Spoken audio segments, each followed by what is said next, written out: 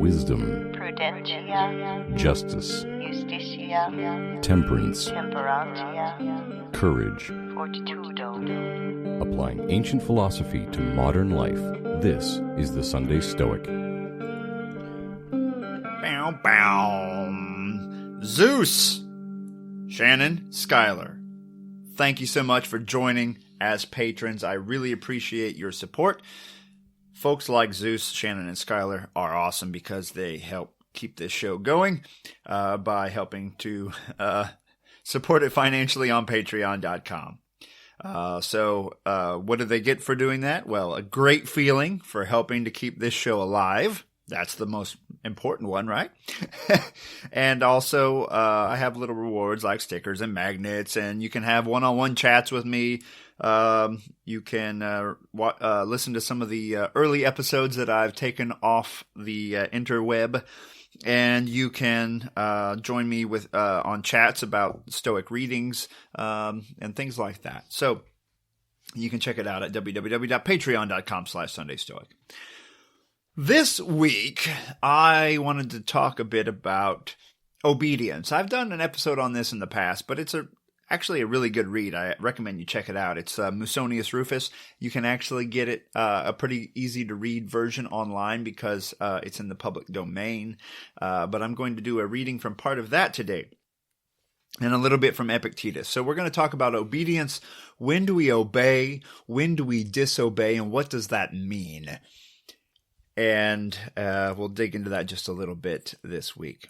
Before I do that, just to give you an update on how things are here, still teaching from home. Things are a little isolated yet. Numbers are rapidly climbing again in my home state. Well, I guess my home state's Ohio, but the state where I live, where my home is, Arkansas, things are climbing, especially in certain regions. So hopefully we can get that under control. But the state is hell-bent on reopening and having things go back to normal. So we'll see what happens. Hopefully things just work out for the best. Sometimes fools have the best luck, and hopefully that's the case for us. The fragments of Musoinius Rufus, number 16. Must one obey one's parents in all circumstances? A certain young man, who wished to study philosophy, but was forbidden by his father to do so, put this question to him. Tell me, Musoinius, must one obey one's parents in all things, or are there some circumstances under which we need not heed them? And Musoinius replied, that everyone should obey his mother and father seems a good thing, and I certainly recommend it. However, let us see what this matter of obedience is, or rather, first, what is the nature of disobedience, and let us consider who the disobedient person is, if in this way we may better understand what the nature of obedience is. Now then, take this case. If a father who is not a physician, and not experienced in matters of health or sickness, should prescribe for his invalid son something which was harmful and injurious, and the son was aware of that fact, surely in not following his father's prescription, he is not disobeying, and is not disobedient, is he? It would not seem so. Or again, suppose the father himself were ill, and should demand wine and food which he ought not have, and which probably would aggravate his illness if he took it, and his son, realizing this, would not give it to him. Surely he is not disobeying his father, is he? Certainly one cannot think so. And yet I fancy one would consider far less disobedient than, in this case, the man who, having a money-loving father, is ordered by him to steal or make away with money entrusted to him, but does not carry out the order. Or do you think that there are no fathers who give such orders to their children? Well, I know a father so depraved that, having a son conspicuous for youthful beauty, he sold him into a life of shame. If now that lad who was sold and sent into such a life by his father had refused and would not go, should we say that he was disobedient, or that he was showing purity of character? Surely even to ask the question is scarcely necessary. To be sure, Disobedience and the disobedient person are terms of reproach and shame, but refusing to do what one ought not to do merits praise rather than blame.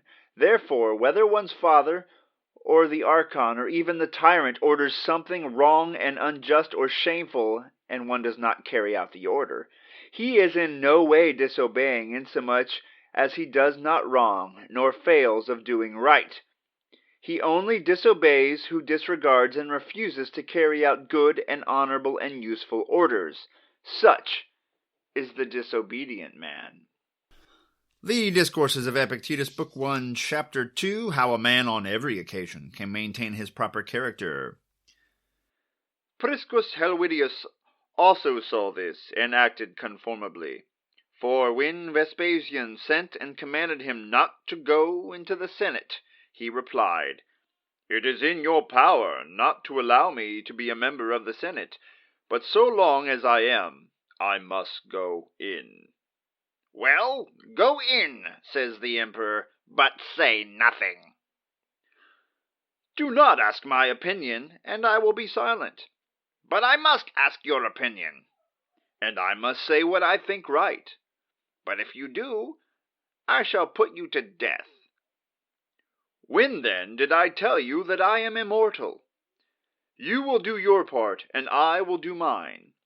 It is your part to kill, it is mine to die, but not in fear, yours to banish me, mine to depart without sorrow." So Musoinius gives us a good example of how to think about things philosophically. He doesn't have a set of rules memorized. He has an idea of what's logical and what's not, and then applies it to new situations and reasons through them. So here, someone wants to become a philosopher, but their father is saying, "No, that's stupid. You're going to go work in the coal mine," or whatever, right? So this person wants to be a philosopher, and he's asking Musoinius, what do I do? Do I disobey my father and run off and be a philosopher? Or do I go work in the family business? What's right here? And Musoinius has a surprising answer. But I think it's one we must weigh out and think about carefully, because like when you're 18, you think you know what's right, but a lot of times you're very, very wrong.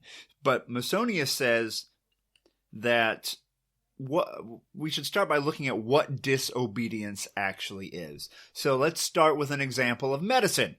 Let's say a son is very ill, and the father says, "Here, drink this tonic water, this homeopathic treatment that has no medicine in it, and it'll make you better."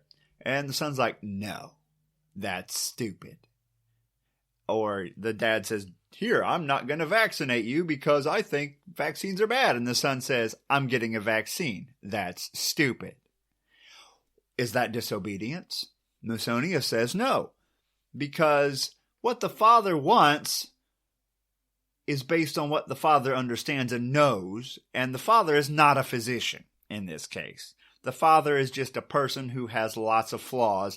And if the son knows better, now here's where you got to be real careful, because 18-year-olds think they know better a lot when they're wrong. But what does obeying your father mean? It means doing what is honorable, what is good, and that might not be what the father asked you to do or told you to do. The father may be mistaken, but if the father is mistaken and you do what is right and good, ultimately that is still obeying what your father ultimately wants, which is what's best for you. So that's his example there. If a father told you to steal and rob, if you disobey him, that means you don't steal and rob. But ultimately, that is the best thing to do. So ultimately, it's what's best for you. Ultimately, in the grand scheme, you're not disobeying your father. So Musoinius also later in the reading says, if you want to pursue philosophy, your character will show your father why it's important, and you will learn how to kind of convince him why it is good, because you'll learn how to argue properly as a philosopher. So Musoinius says, go ahead and do it, or at least try to talk your father into it, because ultimately it's the aim here is living a good life. So it's kind of interesting. Read through that one yourself, get your own interpretation there. But ultimately he's saying to obey your parents is to do what is right and what is best for you typically, which usually are the same thing. And to obey them in things where they're mistaken is wrong. So if your dad's not a doctor and he tells you to lick a rock and it'll make your coronavirus go away, they're mistaken. Don't do it. Follow what the doctor told you to do. That is ultimately still obeying your father. If your father orders you to do something wrong, like they say, okay, there's a son being sold into prostitution, and the son obeys their father and goes off and does that. But he says, what if the son refused and said, no, that's not what I want. That's not honorable in my eyes. I don't want to do that. So directly on the small scale, they're disobeying their father. But on the grand scale, they're doing what's best for them, what's honorable and just, etc. And therefore, a free pass, I guess you could say. Ultimately, it's the honorable thing. A parent should want what's best for their children. So ultimately, you're obeying that higher calling. That's basically the argument here. Then when we move on to Epictetus, Epictetus gives us an example of a senator who's going into the Senate, and the emperor says, obviously there's some sort of conflict between the senator and the emperor says, don't go in there. And the senator says, and that's the emperor, that's the head guy, right? But the senator says, I'm a senator, I've been elected, it's my role to be a senator, I've got to go in there. And Vespasian says, okay, but don't say anything when I ask you what your opinion is. He says, but I'm a senator. I have to give my opinion. That's my job. That's why I'm elected. That's what I do. He says, well, if you speak up, I will kill you. And then the senator says, it's your job to kill me, then it's my job to die. That's some pretty hardcore words there, but I don't think I have that level of bravery. I'd say, okay, I'll learn to fight another day. I am not that, I don't know if I'm that stoic or that pure. I'd be like, well, okay. But I guess it might depend on the circumstances. I don't know what the circumstance was here. But here we go. This person's disobeying the emperor, but obeying what he sees as his role, his stoic role, which is, I am a senator. I have to do what a senator should do. And I have to do that even in the face of a tyrant. Just like Epictetus says, you're not disobeying, you're not being disobedient if you fail to disobey a unmoral order, an unjust order. If someone says, do this, and it's wrong, even if, like right now we see police officers and public protesters clashing, or people disobeying laws and things. If a law is ultimately unjust, then it is moral and right to disobey it. So you're obeying a higher power here, essentially. Ultimately, you're doing what is right, and doing what is right is more important than doing what is obedient. And so, something to chew on. You'll have to figure out how that actually applies to you, and in what circumstances that makes sense, because as Stoics, there's not just a one-size-fits-all thing. It changes. What's right, what's wrong, what you should do, what you shouldn't do, changes every second as the situation changes. So in most circumstances, it's best to tell the truth. Occasionally, you're going to have to lie, because like, put yourself in the case of the Underground Railroad or Nazi Germany, when someone says, do you have anyone hiding in your house? Nope, sure don't, right? But typically it's best to be as honest as possible, depending on your situation. But you have to be aware of what's right and what's wrong, and what is the ultimate good. So stew on what's right and what's wrong, what you believe, and when it's right to obey blindly, and when you should think about it and choose not to follow the leader. We know the Stoics often, like we saw in this reading, disagreed with leaders. There was a Stoic opposition to Nero that seems to have cropped up. I don't know how well documented it is, but the Stoics didn't just sit on their hands, and they didn't just blindly obey. They used the power of reason to figure out what they thought was ultimately good and wrong, and they chose to disobey bad orders when they could. All right, gang, that's the reading for this week. Think about how you might apply it to your life. And I suggest, once again, don't just listen to me. I'm a biology teacher with a master's degree in biology, nothing to do with philosophy. I'm just reading this stuff. And you yourself, probably smarter than me, you have access to these texts. Most of them are available freely online. And read it yourself and journal on it. Think about it. How would this apply to you? Under what circumstances would you have to think about these things? Do you have to think about them now? Is there a time in your past when you wish you had made a different decision? You can use that to illuminate your future. All right. Seize the day. And, as you know, carpe diem. Thank you for listening to the Sunday Stoic. If you enjoyed the show, please subscribe, rate, and review the Sunday Stoic on iTunes. Become a member of the Sunday Stoic team, earn rewards, and be an integral part of the show by becoming a patron at www.patreon.com/SundayStoic. Contact the show by emailing sundaystoic@gmail.com. To find out more, visit www.sundaystoicpodcast.com. And as Steve always says, carpe diem.